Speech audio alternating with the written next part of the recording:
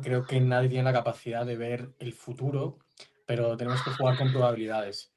Desde una perspectiva progresista, creo que es perfectamente compatible denunciar la agresión de los Estados Unidos a la soberanía venezolana con a la vez poder criticar la vulneración de derechos humanos que se produce bajo el sistema político venezolano.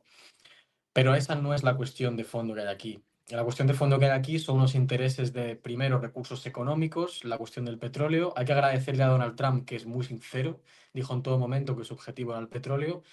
Y, por supuesto, reducir la influencia de China en la zona, que ha sido creciente desde inicios del siglo XX, y también mandar un aviso a navegantes a otros países de Latinoamérica, sobre todo Colombia, México, la propia Cuba, y también un aviso al resto del mundo, diciendo que las normas de juego a nivel internacional han cambiado y, como muchos analistas más expertos indican, es la vuelta de la doctrina Monroe, pero no porque lo digan solo los Ujú. expertos o cualquiera de nosotros aquí. Si leemos las más de 30 páginas del nuevo informe de Estrategia de Seguridad Nacional que salió a finales del año pasado por parte de la administración norteamericana, veremos como en todo momento Donald Trump es muy sincero, insisto, y dice que el objetivo en todo momento es recobrar la influencia en Latinoamérica y que se entienda, como decía la doctrina Monroe, que América, en resumidas cuentas, Latinoamérica es el patio trasero de los Estados Unidos. Y ahí tenemos que marcar la situación. ¿Qué puede ocurrir ahora? Creo que es perfectamente compatible decir, en cierto sentido es una operación, como ha dicho, quirúrgica, pero no por ello no significa que busque un objetivo democratizador. Considero que Donald Trump simplemente quiere reforzar su influencia y conseguir que el gobierno que haya en Venezuela sea fiel a sus intereses. Y le va a dar igual si es bajo lo que quede de lo que se llama chavismo o si es más adelante con otro tipo de gobernantes. Creo que aún es pronto para asegurarlo, pero lo que está claro es que el objetivo de Donald Trump en Estados Unidos no es restablecer ningún tipo de democracia ni ninguna reglas que respeten los derechos humanos, sino controlar y tener influencia en Venezuela y por ende en el resto de Latinoamérica. Alejandro, Laura y Carlos, en ese orden os voy a ir dando la palabra. Perfecto. Yo también quiero secundar un poco esa prudencia, porque aquí nadie lee el futuro. Todavía hay muchas incógnitas.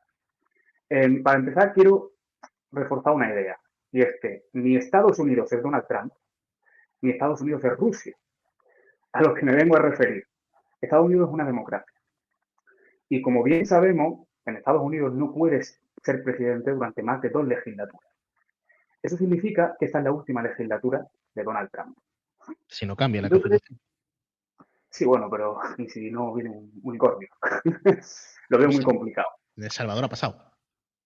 Bueno, Salvador no es Estados Unidos. Aún así, creo que a Donald Trump, desde un punto de vista más pragmático y electoral, le conviene hacer una transición democrática porque si no la hace, le estaría dando la razón a sus opositores que le dicen, a ti no te importa la democracia, te importa el petróleo. Aún así, vamos a hacer un ejercicio de imaginación y vamos a suponer que durante lo que queda de gobierno de Donald Trump no hay ningún tipo de transición democrática y lo que hay es una dictadura chavista con una nueva cara visible, en este caso Delcy Rodríguez, y lo único que cambia es que quien se lleva el petróleo, en vez de ser Rusia y China, sobre todo China, es Estados Unidos. Llegará un nuevo gobierno a Estados Unidos y tiene toda la pinta que no seguirá la línea de Donald Trump. Principalmente porque MAGA, Make America Great Again, que es un movimiento político dentro del Partido Republicano, es extremadamente personalista. Su movimiento, sin la figura de Donald Trump, se cae, como todos los populismos. O sea, lo más probable es que lleguen o los demócratas o los republicanos moderados. Y este nuevo gobierno de Estados Unidos se verá en una encrucijada. Tendrá que decidir si o bien abandonar la zona y renunciar a sus intereses en ella, como hizo Estados Unidos en 2021 en Afganistán, o liderar una transición democrática para desmarcarse, volvemos, de Donald Trump. A lo que me vengo a referir es una intervención de Estados Unidos en Venezuela no es una garantía de que se llegue a una democracia, pero sí es el único camino mediante el cual hay posibilidades. Si no, ¿cómo vendrá? ¿De mano de Rusia y China, que no tienen democracia en su casa, como para ir repartiéndola por el mundo? ¿De mano, por desgracia, de los venezolanos, que van a unas elecciones y se las amañan, hacen oposición al gobierno y los encarcelan y los persiguen, salen a protestar y les meten tiros y los atropellan con tarjetas y ya tienen que exiliar? ¿La solución es la perfecta y la idílica? No, pero era la única que quedaba.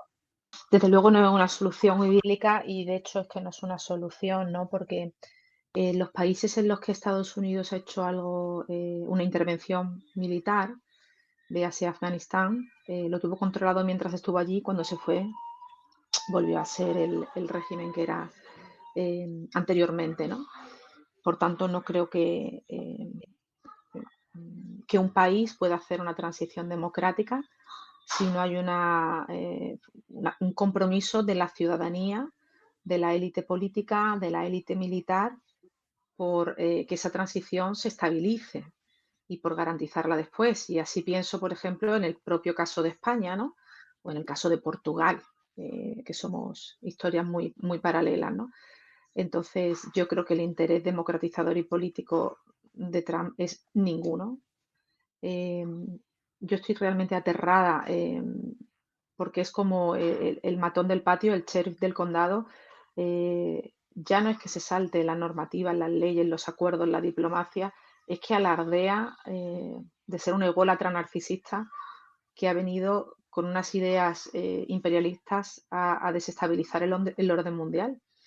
Y Venezuela solo le interesa porque tiene petróleo y no va a hacer ninguna transición. Va a seguir siendo un régimen no democrático en vez de cariz chavista con Maduro a ser un régimen gobernado por la oligarquía venezolana que Trump considere, ¿no?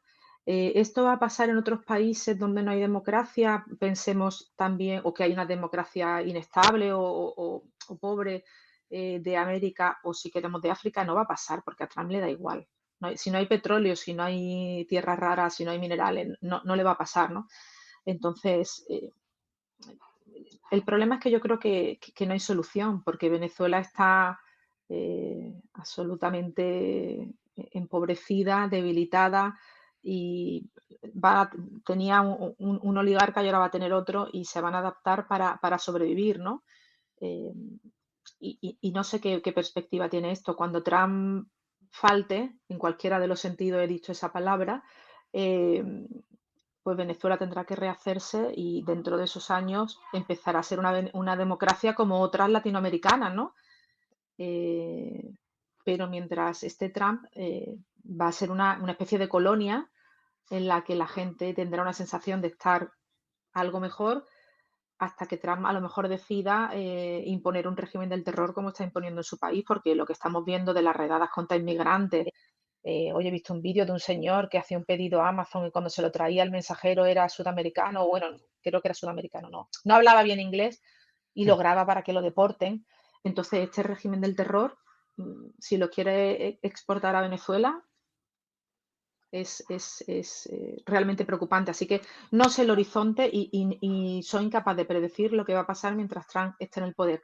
Que has dicho, Alejandro, que solo serán 2 mandatos. Bueno, según lo interpretes, ya tuvo uno, pero ha pasado uno por medio. Puede hacer una reforma constitucional para que sean 2 consecutivos.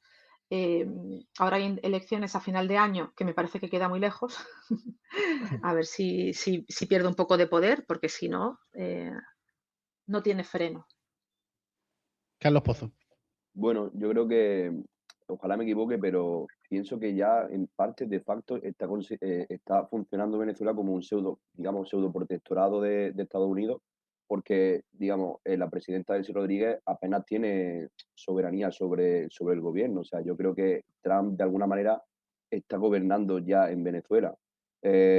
Y además lo digo porque, por ejemplo, según dijo J.D. Vance, el vicepresidente de Estados Unidos, afirmó que esos beneficios repartidos que iba a haber entre Estados Unidos y Venezuela del petróleo venezolano, el 50% de los beneficios que recibiera Venezuela de ese petróleo tenían que ser invertidos en Estados Unidos. O sea que al final yo creo que el gobierno venezolano no tiene poder sobre sí mismo.